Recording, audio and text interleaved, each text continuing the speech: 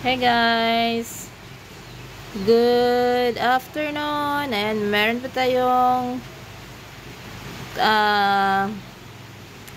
tayong buko guys. Ayan, maulan po dito. Ayan no, grabe ang ulan dito. So mahitak po ang kusina namin kasi pumapasok dito yung tubig. Chi! Ayan, meron po kung ano dito, ero. Meron pa tayong buko ngayon guys. Ayan yung buko po natin. Buksan po natin ang ating buko. Wala na po itong ano guys, balat kasi binalatan na po ito. So buksan po natin yung buko guys. Kahapon pa to dumating no, pero hindi ko po siya nakain. So ngayon bubuksan ko po ngayon guys. Ayan, maraming kakainin po natin ngayon ang buko at gusto kong uminom ng tubig nito guys. Wala, ang sarap-sarap ng buko. Ang sarap-sarap ng buko guys. Gusto ko pong kumain ng buko.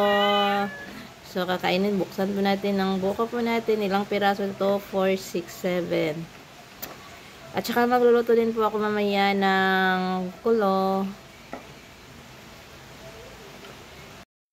Ang daming sabaw na nakuha po natin guys sa buko po natin. Ayan, nandito na po sa picture. At saka iinumin po natin ang sabaw guys. Hindi po lahat iinumin natin kasi isasama po natin sa lamaw po natin guys. Lagyan po natin ng sugar. So ang sabaw ng buko guys is nakakalinis sa katawan po natin. So dapat iinom po tayo ng sabaw. So hindi ko pa po na ano guys, nakuskos. Inom muna kami ng tubig kasi inom ko si nanay. Alam mo, inom si mama tubig sa butong. Kamis? Kamis ra ang tubig sa butong? Ayan, ara po nakuha dire oh. Bali pa! Kamis ma? Bili ko ang karas? Ang sabaw ng buko guys is nakakalinis po ng katawan natin. Pag inumin natin no, mas maganda pag inumin natin bago tayo kumain ng breakfast. So nakakalinis po ito guys, nakakatanggal po ng mga toxic sa katawan natin. So, gamot po ito guys sa may mga UTI, sa may mga kidney.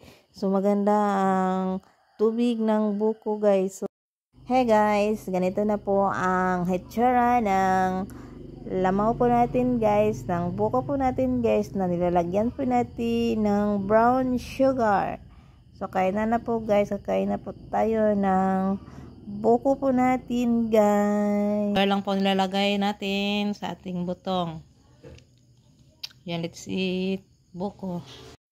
Meron pa tayong kulo guys, kulo at saka buko po ang hinahati dito ng kapatid ko guys, galing po sa bukid namin. Babalatan na po natin ang ating kulo guys kasi lutuin po natin ang ating kulo. Lagyan po natin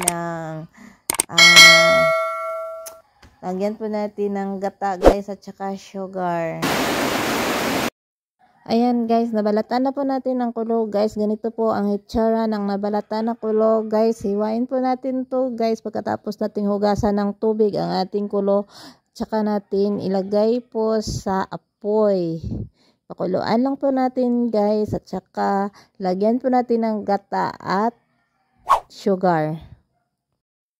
Pwede din siyang lutuin guys ng iprito po siya. Pwede po siyang iprito. Pwede po siyang guys, yung ilaktik ang gata at saka sugar, saka ilagay yung kulo. Depende po sa inyo guys, pero sa akin ganito pong pagkaluto. Hi guys, mga unta og kulo nga tinunuan. Ayan po ang kulo natin na tinunuan guys. Naluto na po ang ating kulo na tinunuan. Lagyan po natin ng niyog, fresh milk ng niyog. Ayan, lutong-luto na po. At saka ilagyan po natin ng sugar. Yun lang po ang nilalagay po dito guys. Sugar at saka fresh milk ng niyog. So, kainan na po guys. Kakain po tayo. Let's eat.